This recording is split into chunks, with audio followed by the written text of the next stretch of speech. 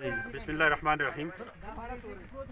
په دې موقع باندې زه د خپل ډسټرکټ د ډي پی او صاحب او د انسپکټر صاحب خاص کر چې دوی په هره موقع باندې د دیو کردار دا یو مثالي کردار دی د عوامي خدمت په حواله سره.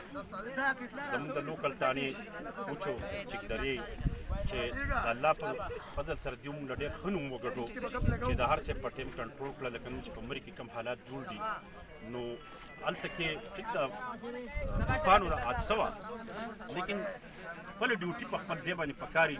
د دې کریډټ دیو ته ځي چې دوی په خپل ځای باندې ډیوټي دار په دې یخو واورو کې روټۍ هم نه ده خوړلې خو ناستې لګیا دي. د ګاډو د ټریفک د ارینجمنټ دپاره، د خلکو د عوامو د ټورسټ د رهنمایۍ دپاره، زموږ د ټورسټ تنظیم سره تعاون په حواله سره زه دوی شکریا ادا کوم. خاص کر د ډي پي او صاحب چې هغه ډېر په ښکلي موقع باندې د حالات کنټرول کړه. انسپکټر صاحب سره د خپل ټیم راولېږو. زه د دې ټیم د تکلیف کې دلته د کارګردګۍ ته خراج تحسین پیش کوم.